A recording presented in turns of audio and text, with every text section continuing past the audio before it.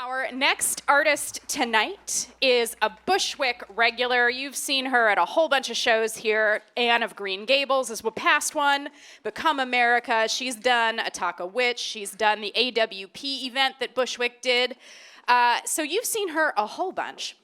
And she's played in like a bazillion bands. Again, her words, not mine. A bazillion bands, that is a technical number. And she would know because musicians know things about numbers and all of that. Also, a gazillion fiddle and guitar students around the world. So like, she's done a lot. She's a very, very busy person. And she's probably also won a few awards that you have not even heard of. But most important of all to her is if you would ask her about her cat. I don't think she's going to sing you a song about a cat tonight, but the good news is that we can still talk about cats because her name is Cat Bula. Give it up for Cat Bula, everybody. Yes, I am Cat Bula, and for those who are maybe missing some visual context and would like that filled in, Emily Persia is also on stage with me. Bushwick's own fabulous songwriter in her own right. And we are both millennial white women who wear glasses, and Emily is dressed like a conservative old lady, and I am dressed like a fuchsia asshole. Okay. So Aesop gives us a number of stories about wolves.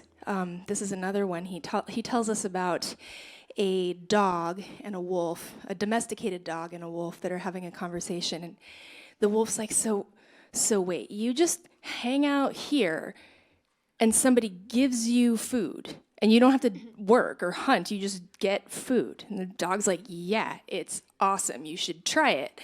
And the wolf is like, I might have to do that. That sounds amazing. What is that around your neck? And the dog's like, oh, it's just a collar. It's like, why do you have a collar? And it's like, well, my person chains me up outside so that I don't run away. And the wolf is like, I'm good. I think I'm gonna not take that deal. And the moral that's given is that nothing is more important than freedom, which, given that Aesop was apparently a literal enslaved person, was probably a fairly easy and straightforward conclusion for him. I think it's not always as easy and straightforward for those of us who have not personally or epigenetically encountered enslavement.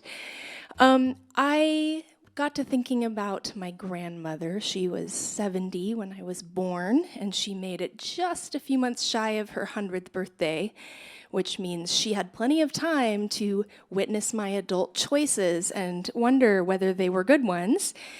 She was also very polite, and I was polite, at least when talking to my grandma, but I started to wonder what would have happened if some of the subtext of those conversations had ever been tiptoeing into the words we were actually saying.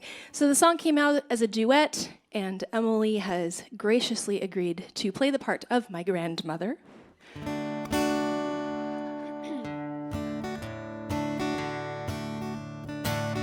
Wouldn't you like to have a man? Someone to care for you. Of course you'll care for him too.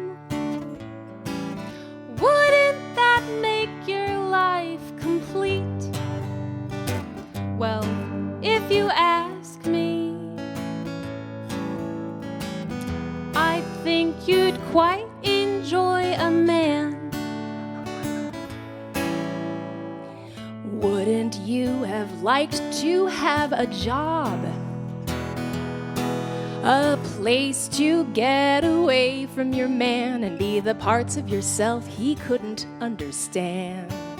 Wouldn't that have made your life complete? Well, if you ask me, I think you'd quite enjoy a job. Your census records all say housewife, and all you ever tell me is how you have been on tour.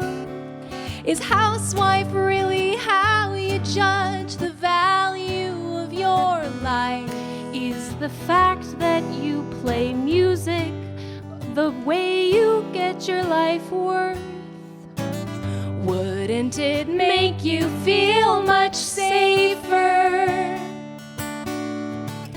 Wouldn't you be much more fulfilled? Wouldn't you feel more like a grown-up? If you had someone dear, If you had a career, I bet you would have loved a job like the one you quit when you found your man, a mommy who works for something he couldn't stand. What would it make the other men think of him? don't you think you should find a man? You know they earn more. You know it's hard being poor. What happened to that one you brought here last year? Shit, I'm sorry. It sucks you weren't allowed to have a job. Shoot, I'm sorry. It stinks you cannot seem to keep a man. Thank you. Thank you. Inspiration from the page.